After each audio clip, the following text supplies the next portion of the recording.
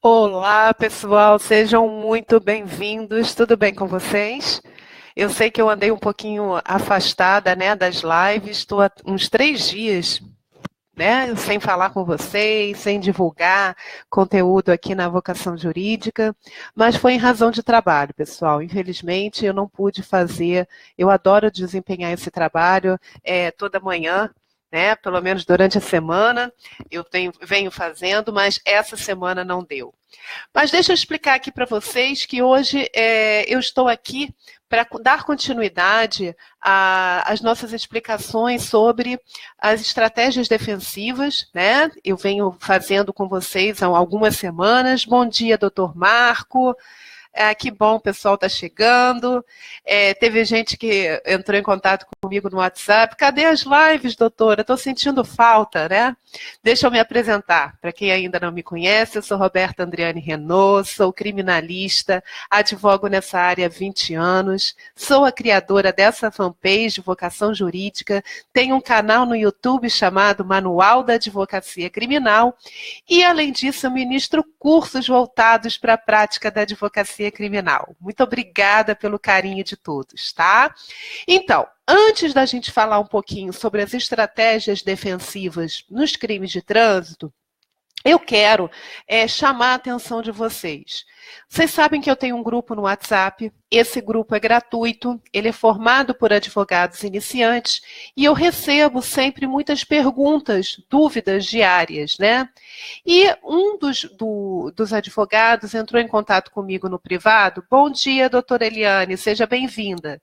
Entrou no contato privado comigo e disse o seguinte: doutora, eu estou aqui com um caso, eu não sei qual o recurso que eu devo interpor e eu gostaria que a senhora pudesse me auxiliar.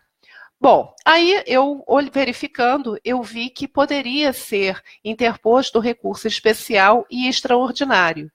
E aí chamei a atenção dele para a seguinte questão. São recursos muito técnicos, recursos que você tem que estudar. Antes de pensar em redigir a peça, a gente tem que saber o que é realmente um recurso especial e extraordinário. E não só as hipóteses de cabimento, não. Você tem que entender qual é a estrutura da peça, quais são os capítulos que devem compor, né, os fundamentos, tudo isso. Eu sugeri a ele que pegasse, comprasse algumas doutrinas sobre o tema, estudasse profundamente sobre isso para depois elaborar o recurso. E aí o advogado manda uma mensagem para mim e pergunta: doutora, a senhora não teria um modelo sobre isso? E aí é que eu chamo a atenção de vocês. Por favor, não recorram a modelos apenas. Vocês podem até ver um modelo da internet para ter uma ideia de como se constrói um recurso especial ou um prazo qualquer.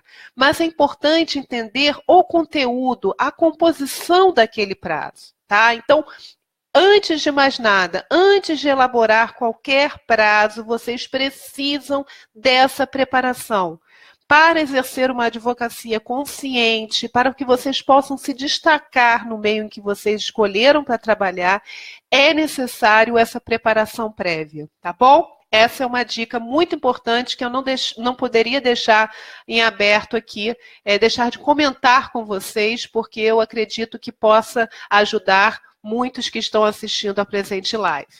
Mas hoje eu quero falar sobre uma estratégia defensiva, como a gente faz, por exemplo, nos crimes de trânsito, né? Eu recebi também uma pergunta de uma querida colega dizendo o seguinte: eu sou advogada da vítima e essa vítima, ela sofreu um acidente, né? Houve um crime de trânsito.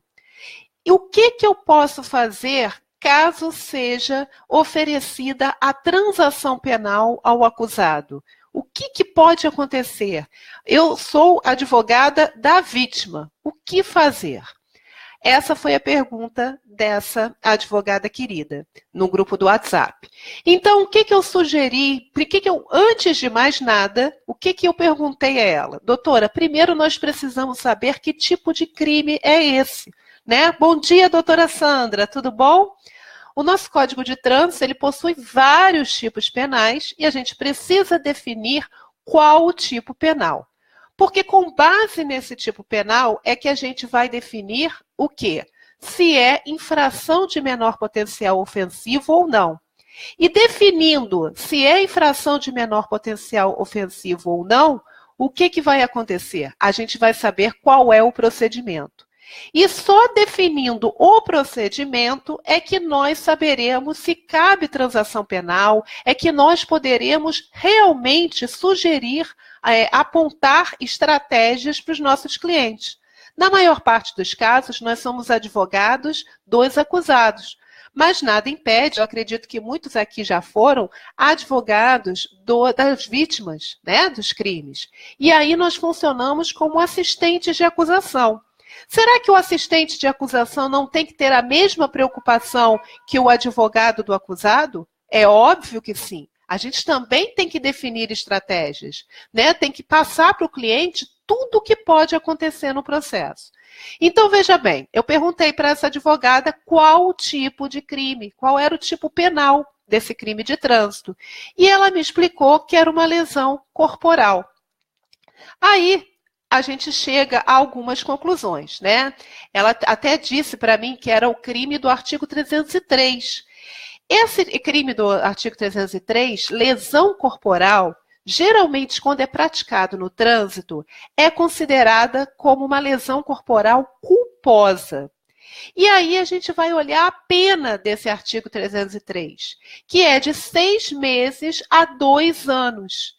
Bom, se a gente já sabe o tipo penal, a gente agora tem como saber se é uma infração de menor potencial ofensivo ou não. Se a pena aqui foi até 2 anos, se encaixa na definição de infração de menor potencial ofensivo. O que é infração de menor potencial ofensivo? É aquela definida lá na Lei 9.099 de 95, que fala dos juizados especiais criminais, no artigo 61. Se encaixa como infração de menor potencial ofensivo essa lesão corporal, então a gente já sabe que o procedimento é do GCRIM. E a transação penal, que é uma medida despenalizadora, né, prevista no GCRIM, ela é aplicável, então, a esse caso. Então, é esse o primeiro raciocínio. Gente, não tem saída. Todas as vezes que vocês se depararem com um caso criminal, vocês têm que saber o tipo penal, identificar qual o procedimento e depois que identificarem o procedimento, quais são os benefícios que aquele procedimento tem. Tem alguma medida despenalizadora? Como é que funciona a audiência de instrução e julgamento? Isso é indispensável. E é uma coisa tão clara, tão óbvia, mas muitos advogados não caminham dessa forma. Esse é o primeiro passo da estratégia defensiva. Agora vamos analisar o segundo passo. Essa advogada, ela estava o quê? Assistindo a vítima. Então, o objetivo dela é trabalhar conjuntamente com o Ministério Público, né, e produzir o máximo de provas, né, para que o acusado fosse realmente condenado, ok? Mas o que acontece?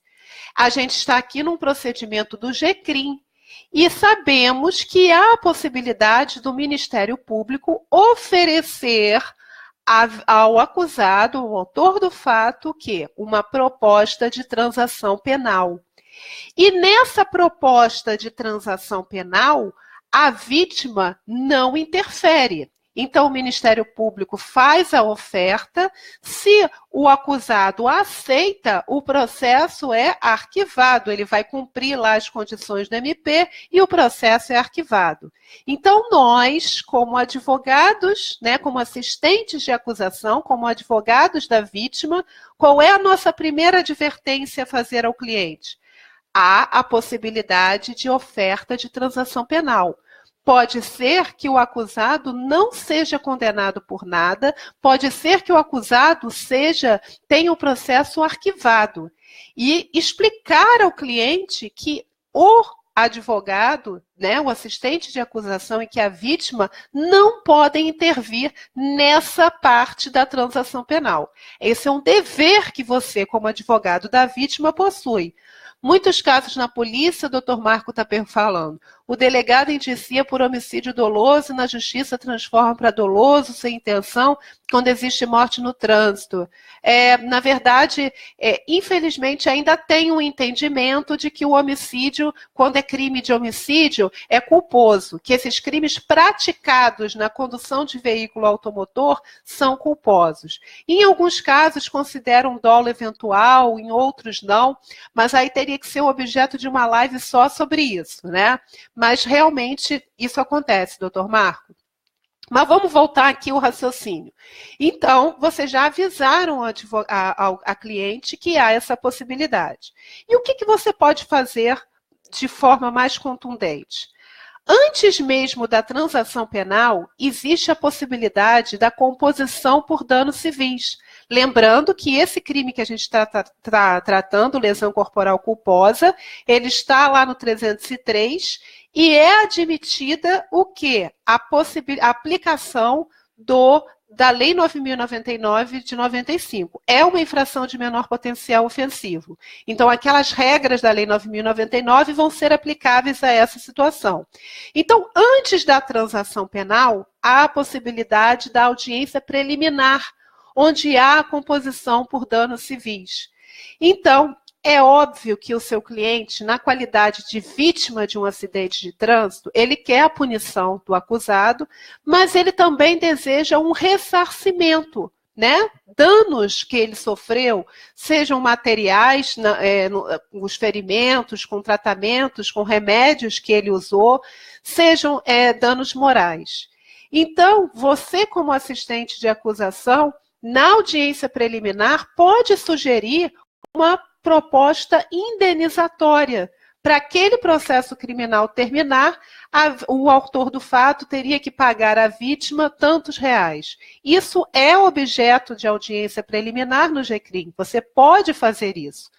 Então, como advogados, como assistentes de acusação, qual seria o dever? Primeiro, alertar da proposta de transação penal e sugerir à vítima se ela não teria interesse de não dar prosseguimento ao processo criminal, desde que, na audiência preliminar, o autor do fato aceitasse pagar um valor indenizatório. Então, olha só, isso você só vai poder adotar essa estratégia com conhecimento prévio. Saber como funciona uma audiência preliminar, saber como funciona a transação penal, são aspectos que, se você não tem um conhecimento prático disso, você não tem como orientar adequadamente o seu cliente. Agora, pode ser que o seu cliente queira que o processo criminal continue e, paralelamente, ajuizar uma ação de responsabilidade civil no juízo civil. É uma opção dele. Mas o fato é que é o seu dever apresentar diferentes propostas ao cliente. E essas propostas só podem ser apresentadas se você, repito, tiver pleno conhecimento e domínio do procedimento. Então, eu vou encerrar essa live aqui, convidando vocês para prestarem atenção aos procedimentos antes de definir a estratégia defensiva e convidá-los para o meu curso que vai começar na semana que vem sobre estratégias defensivas.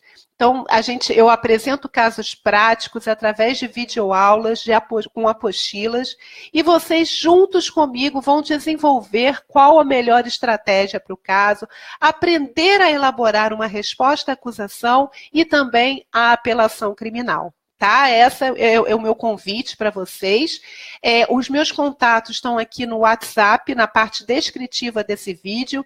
Quem quiser ser inserido no grupo de advogados iniciantes ou obter informações sobre o curso e outros que eu venho ministrando, é só deixar um recadinho para mim pelo WhatsApp. Desejo a vocês um ótimo dia, muita produtividade e amanhã, se Deus quiser, estarei por aqui fazendo uma nova live para vocês. Um forte abraço para todo mundo. Fiquem com Deus, pessoal. Tchau. Vou encerrar.